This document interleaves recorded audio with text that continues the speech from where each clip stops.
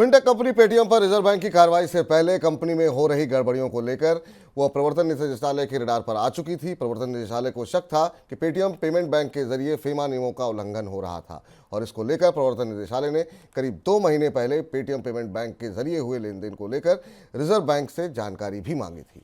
ऐसा भी पता चला है कि पेटीएम पेमेंट बैंक में कई खाते पैन नंबर के गलत इस्तेमाल के जरिए चल रहे थे और कई खातों की केवाईसी तक नहीं हुई थी। ये तमाम वजह हैं जिसके चलते रिजर्व बैंक ने पेटीएम के खिलाफ कार्रवाई की है। उधर मुश्किल में फंसी कंपनी के लिए पेटीएम पेमेंट बैंक को छोड़ दूसरे बैंकों के साथ करार करना मुश्किल होता दिखाई दे रहा है। करार से पहले दूसरे बैंक आरबीआई से इस बात का भरोसा चाहते हैं कि डील के बाद उन पर कोई आंच ना आ जाए। सोमवार तक खबर यह थी कि जियो फाइनेंशियल पेटीएम के साथ डील के लिए बातचीत कर रहा है, लेकिन सोमवार रात को ही जियो की तरफ से साफ कर दिया गया कि पेटीएम के साथ किसी भी तरह की बातचीत नहीं हो रही है। उधर पेटीएम की प्रतियोगी कंपनियों की नज़र उसके स्टाफ पर टिकी हुई है और कंपनियों ने पेटीएम के टैलेंटेड स्टाफ को बेहतर ऑफर भी देने शुरू कर दिए हैं। सर, ईडी को पेटीएम के अंदर क्या दिख रहा था, क्योंकि अब तो कई सारी बातें सामने निकल करके आ रही हैं।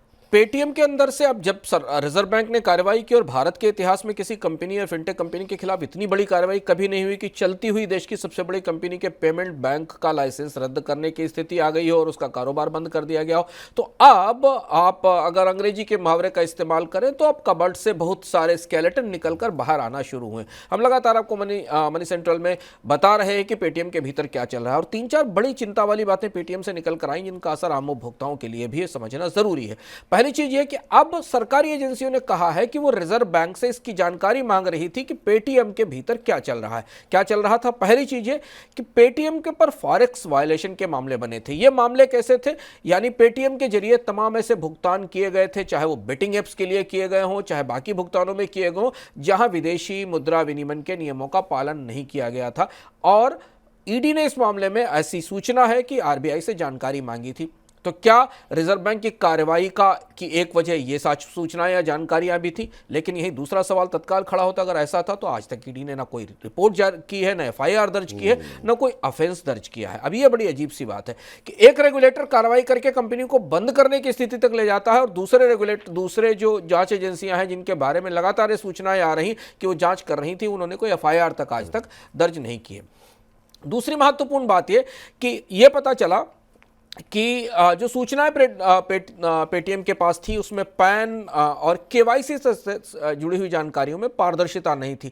ऐसा कहा जा रहा है कि एक ही पैन नंबर पर कई सारे खाते खोले गए, पैन नंबर्स का दुरुपयोग हुआ। यह भी माना गया कि कई जगह केवाईसी के नियमों का पालन नहीं किया गया। और यह भी एक वजह थी कि जिस वजह से जिससे सूचना आई कि 1000 से ज़्यादा अकाउंट एक ही पैन नंबर पर थे। ये बात भी रिजर्व बैंक को मालूम थी। अब रिजर्व बैंक को बात कब से मालूम थी? अगर ये बात रिजर्व बैंक को 2018 से 2022 तक मालूम थी तो आज तक फिर इस पर कार्रवाई क्यों नहीं हुई? क्योंकि रेगुलेटर की कार्रवाई अब कई सारे सवाल उठा रही है पेटीएम के कामकाज को लेकर, क्योंकि पेटीएम की जांच 2018 से चल रही है। 2018 में पहली बार नोटिस भेजा गया, फिर तो उसके बाद पेटीएम पर जुर्माना लगा, फिर पेटीएम के पेमेंट बैंक को नए ग्राहकों के ऑनबोर्डिंग से रोक दिया गया। पूरा सिलसिला है 2018 से 2023 के बीच में, और 2024 की शुरुआत में आकर यह सख्त कार्रवाई होती है, पेमेंट बैंक बंद होता है। तीसरी और महत्वपूर्ण बात यह कि पेटीएम के भीतर इतनी सारी एजेंसियों के इन्वॉल्वमेंट के बाद भी सरकार अगर इतनी बड़ी समस्या थी कि इसका पेमेंट बैंक बंद होने की स्थिति आ जाती थी, तो ग्राहकों को सूचित या अलर्ट या वार्न क्यों नहीं किया गया? नहीं बताया गया कि पेटीएम अपना काम का सामान्य रूप से करता रहा और एक दिन अचानक रेगुलेटर ने इस पर क्रैकडाउन किया और अब उपभोक्ताओं को समझ में आ रहा है कि नहीं, इसके भीतर काफी कुछ था। अगर ये सारे आरोप या जो चर्चाएं सही हैं, जिस मामले में पेटीएम की तरफ से भी कुछ नहीं कहा गया स्पष्ट रूप से, पर जांच पड़ताल तो चल रही है, तो फिर लोगों का बहुत सारा डेटा पेटीएम के पास है, उसकी सुरक्षा का सवाल भी उठेगा, क्योंकि जिन लोगों ने पेटीएम से ट्रांजैक्शंस किए हैं। सर, लेकिन ईडी को जब इतना ज्यादा शक है या था, तो ऐसे में बैंक अब जुड़ेंगे, मतलब क्योंकि इस पे तो उनके ऊपर भी सवालिया निशान होगा। बिल्कुल। दूसरा जो बड़ा सवाल यही है ना कि अब जब ईडी जांच कर रहा, आरबीआई ने तो अपनी तरफ से पेमेंट बैंक से रिश्ता खत्म ही कर दिया और बंद कर दिया, तो अब बड़ा सवाल यह है कि जो पेमेंट बैंक से तो आप कोई ट्रांजैक्शन नहीं कर सकते, पेमेंट बैंक तो बंद हो जाएगा, लेकिन अभी भी पेटीएम के तमाम ऑपरेशंस बाकी बैंकों के साथ तो जुड़े हुए हैं। यदि मेरे पास पेटीएम का ऐप है मेरे मोबाइल पर और मैं पेटीएम पेमेंट बैंक का इस्तेमाल नहीं भी कर रहा हूं, फिर भी मैं अपने किसी दूसरे बैंक अकाउंट का इस्तेमाल करके पेटीएम के वॉलेट से, पेटीएम के सिस्टम से पेमेंट कर सकता हूं, भुगतान कर सकता हूं। Paytm as a payment operator या पेमेंट पार्टनर देश भर की हर वेबसाइट पर हर जगह उपलब्ध है, जहां से अलग अलग बैंक अकाउंट के खाते। अब दुविधा जो समझ में आ रही है कि अगर कंपनी के अंदर इतने दाग हैं, इतनी परतें हैं, इतने रहस्य हैं, इतने उल्लंघन है, इतने वायलेशंस हैं, तो ये जो बैंक है इनको भी चिंता होगी कि वो पेटीएम के साथ जुड़े रह पाए या न रहे, उनके साथ आगे काम करें या ना करें।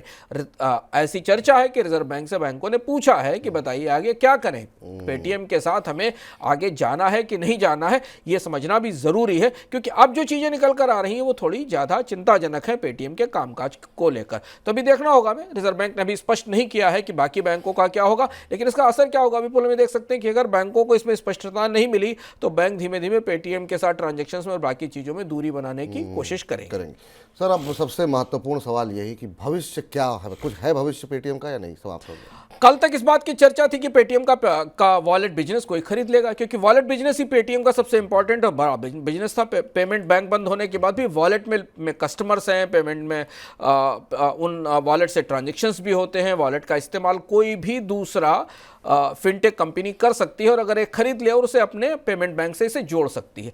लेकिन अब जब ईडी के, फेमा के, पैन के, केवाईसी के और उसके साथ चीन के लिंक तो हैं ही पुराने, ये सारे मामले खुलकर सामने आ रहे हैं, तो पेटीएम के वॉलेट को भी खरीदने वाले लोग नहीं मिल रहे हैं। और इसीलिए कल सुबह चर्चा थी, फिर कल शाम को जियो फाइनेंस की तरफ से इस बात का इनकार आ गया। अभी जब तक विपुल ये सारा जांच का, पड़ताल का, ईडी का, फेमा का और तमाम नियमों के उल्लंघन की तस्वीर साफ नहीं होती, मुझे नहीं लगता कि रिजर्व बैंक किसी को इस बात की इजाजत देगा कि वो पेटीएम के वॉलेट का अधिग्रहण कर ले और कोई दूसरा बैंक या कोई दूसरी बड़ी वित्तीय एजेंसी पेटीएम के साथ गठजोड़ में आगे आएगी।